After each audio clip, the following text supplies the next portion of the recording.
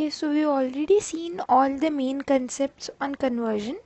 Now we are going to see some miscellaneous points, some points that might have left here and there. We are going to see in this video. Okay, first point that you can note is, suppose you are having a number in base R1, okay, and you are having another number I2 in base R2. So what you can note is that if the base of a number is big, the number is going to be small. Okay, you can verify this. You've already seen the binary representation of 23. Okay, just convert it into binary. Let's use the shortcut. The highest power of 2 less than 23 is going to be 16, and if you subtract it, you're going to get 7. So 7 can be represented as 4 to 1. So 16. For 8 we are having 0, and then 4, 2, 1. Fine. If you practice this shortcut, you'll become very fast in doing these calculations. Maybe now it will take time, but if you practice, you'll become very fast. Okay, so now see, the base here, base of this decimal number is 10, and it is bigger than 2, the base of binary number. But look at the number 10111 is far way bigger than 23. So this proves my point. If the base of a number is bigger, the number is going to be smaller. Okay, so this is one point that I wanted to explain. Second point is, we have learned that a number system with base r is going to have digits from 0 to r minus 1. But one point that you can note here is that it is not necessary that in a question they may give you digits from 0 to r minus 1 only. Suppose they consider a base 5. It is up to them. They may consider the symbols as -2, -1, 0, 1, 2. This base 5 system has 5 symbols, 5 unique symbols. Okay, so it is not necessary to take them as 0, 1, 2, 3, 4. Some designer may take the symbols as -2, -1, 0, 1, 2. So he may represent these as A and B. Okay. Now let us talk about conversions. Suppose you are given a number in base B2 and you have to convert it in base B1. So what is the general procedure that we are going to follow? You first convert this number from base B2 to a number of base 10. That is, we convert it into a decimal number. And then you convert this decimal number into a number with base B1. We've already seen how to convert a number of different base to decimal number, and also how to convert a decimal number into a number of different base. We use this procedure. We're always going to use this procedure, except when the base of the numbers are powers of 2. That is, if you are having a number of base 2, base 4, base 8, base 16, then we are not going to follow this procedure. No. What are we going to do then? If you are having a number with base 1, okay, and you have to convert it into base 2, and both these B1 and B2 are powers of 2, what we do is you convert this B1 into a binary number, a number with base 2, and then we convert this binary number into a number of base B2. So now let us look at how we convert a number to binary and from binary to others. We are only going to look at binary, octal, hexadecimal or base 4 numbers, that is bases with powers of 2. So let us first look at octal to binary conversions. Okay, what base is octal number having? Base 8, and binary number is having base 2. See, from here itself, octal has base 8. Base 8 means 2 power 3, and binary has base 2. If you have to convert a number from octal to binary, that is from base 2 power 3 to 2. See, this base is 2 power 3 and this base is 2, which means one digit in octal number system is going to represent 3 digits in binary number system. You can see this from the powers. this power is 2 power 3 and this power is 2 power 1. It is having 3 times the power.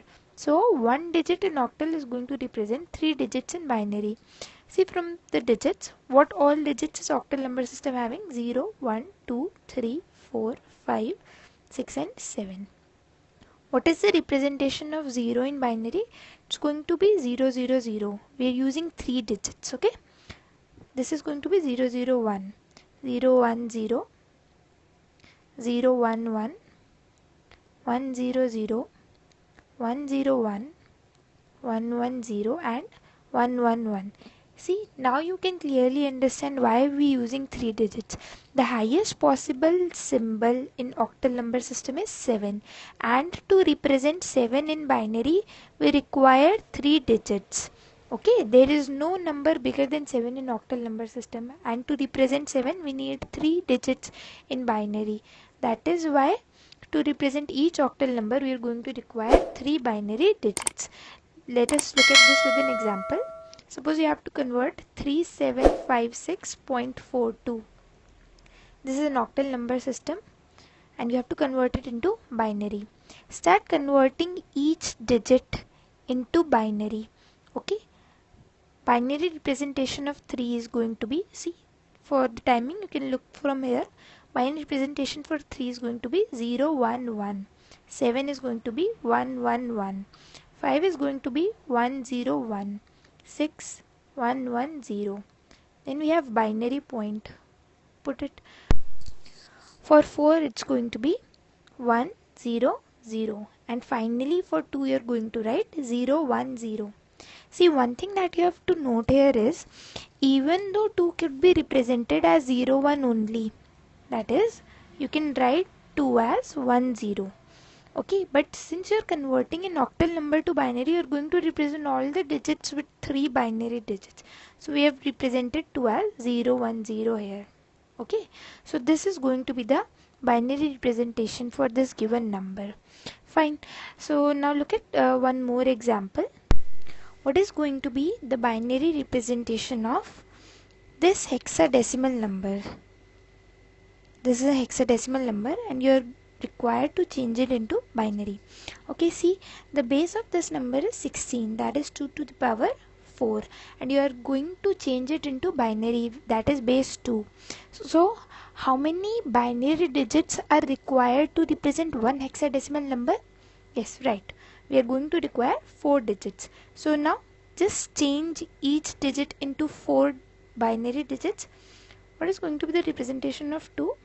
0, 0, 1, 0. A means 10. 10 can be represented as 1, 0, 1, 0. And F is 15. 15 is 1, 1, 1, 1. So this is going to be the binary representation of this hexadecimal number. See, the same logic applies here. The largest possible number in a hexadecimal system is F. F represents 15, and to represent 15 in binary we are going to require 4 binary bits. That is why to represent each hexadecimal number we are using 4 binary bits. Now look at the reverse of this. You are given a binary number and you have to convert it into octal. So the base for binary number is 2, and for octal number is going to be 2 power 3. So see now, one octal digits is representing 3 binary digits. So now when you are given a group of binary digits, you are going to group those bits. You are going to group those bits in 3. Okay, so each group of 3 bits is going to represent one octal digit. Okay, you will understand it better with an example. Look at an example. You are given a binary number 101101.1101. Okay, now you have to convert it into an octal number. One thing worth noting here is you start the grouping from LSB for the integer part. Start grouping. You make a group of 3 here. What is 101? 101 is 5. Okay, group again. 011 represents 3. Now see this 1 is only single bit, but we require 3 bits, so I'm appending some extra zeros from my side. What is this? This is going to be 1.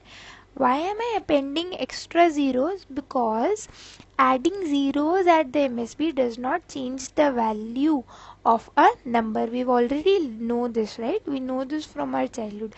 Appending zeros at the MSB does not change the value of the number, but appending zeros at the LSB change the value. Therefore, we can append zeros towards the MSB.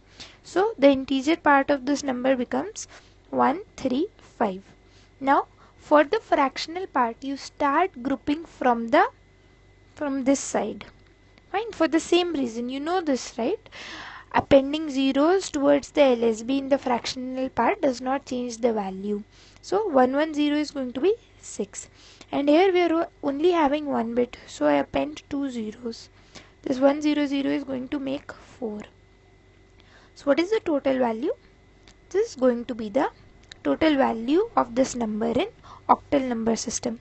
Similarly, you can do the binary to hexadecimal conversion. There you are going to make groups of 4. Fine, you make group of 4 bits, and each group of 4 bits you can represent with 1 hexadecimal digits. Okay, I am giving a question. You can practice it at home. Maybe you can convert this same number into a hexadecimal number also. Try converting the same binary number into a hexadecimal number. Fine. So you can get the answer. You can check the answer later. You should get the answer as 5D point D. Okay, you should get the hexadecimal value as 5D point D.